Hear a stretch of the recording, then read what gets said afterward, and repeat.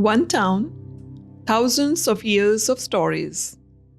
A convict's lie, a town's truth. Welcome to Narrabri, where the universe speaks, if you listen.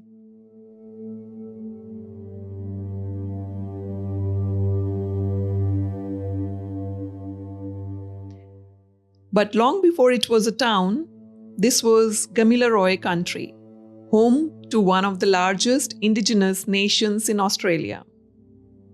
Then came a man named George Clark, a convict hiding in the bush in the 1820s. Locals called him George the Barber, but what he did was more than cut hair. He cut open one of the biggest exploration myths in colonial history. Clark was recaptured in 1831 and told officials he had seen a massive inland river, wide, endless, flowing through undiscovered lands. He called it the Kinder River. It didn't exist. His amazing stories of the country and a huge river called the Kinder sparked official interest. It did not save him, though. He was transported to Norfolk Island and then Van Diemen's Land, where he was hanged in 1835.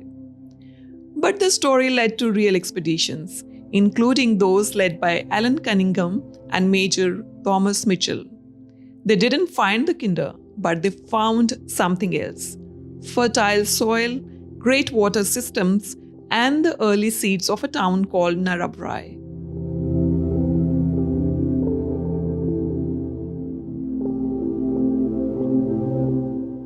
With the Kinder River myth behind them, explorers brought back something far more real: rich, flat country, fertile for grazing and crops. By 1848, a town was proposed at a crossroad of two tracks. A single hotel license was issued by 1858.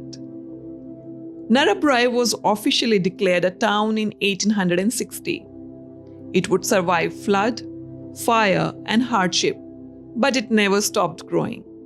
A courthouse, a coach service, a public school by 1868. By the 1870s, selectors were rolling in. New laws meant you didn't need to be wealthy to claim land anymore. Wheat was growing, timber was being felled, the Namoi was flowing.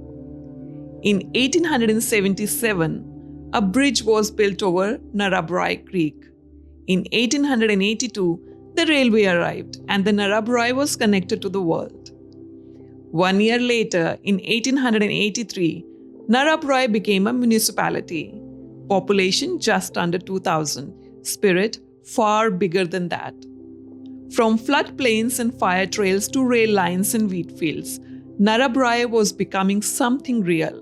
But the story wasn't done, not even close. Today, Narrabri is more than a country town. It's a place where earth and sky speak in equal measure.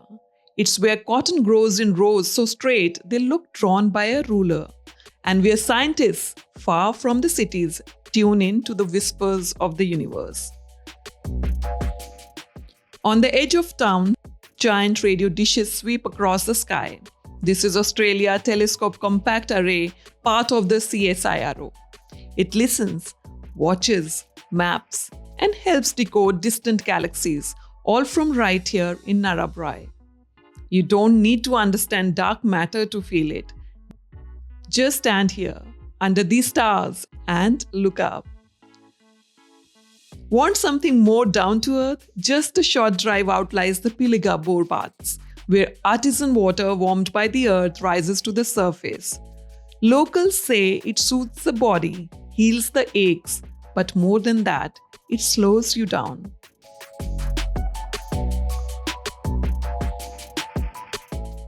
Each year, thousands of bales are produced from these plains, feeding a global industry. But behind every crop are people, families, farmers, workers, locals who make up the real heartbeat of this town. And underneath it all, the Gamilaroi culture still lives, told in murals, stories, and songs passed from generation to generation. A cliff face carved by fire and time. Sawn Rocks stand like a cathedral in the forest. Formed by volcanic lava over 20 million years ago, these organ pipe formations are one of Australia's best examples of columnar basalt. No drone or camera really captures it. You have to walk the trail, hear the breeze, stand still beneath it. From ancient lava to high country, Mount Kaputar National Park rises above it all. This once erupting giant now offers 360-degree views stretching across a tenth of New South Wales.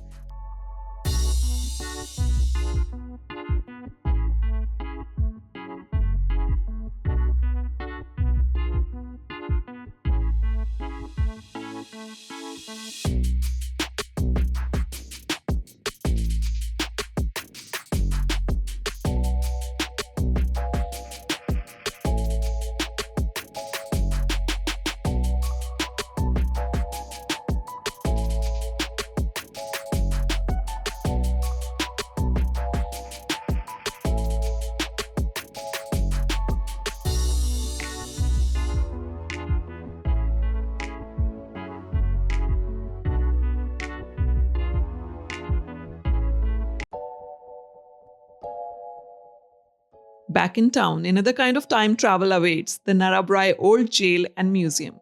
Built in 1882, the jail once held prisoners. Now it holds the town's past.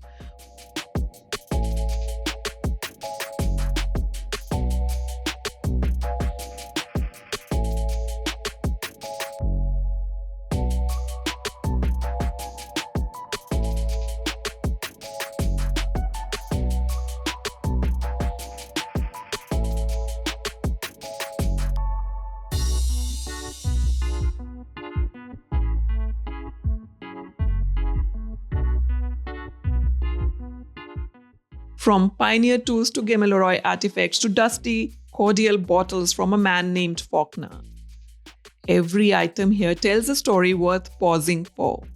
And just beyond the town's edge lies the Pilliga, Australia's largest inland forest. With walking trails, lookouts and indigenous rock art hidden in sandstone caves, the forest breathes with its own rhythm. It's wild, it's sacred, and it's still. In the rush of life, we often miss the places that don't shout, places that hum with history, that echo with stars, that offer silence and meaning. Narrabri isn't loud. It doesn't try to impress you. It just is. If this story moved you, consider sharing it. Drop a comment if you ever passed through Narrabri or plan to. And if you believe in discovering the places beyond the big cities, hit subscribe because we are just getting started. Narrabri, New South Wales, not just a destination, a discovery.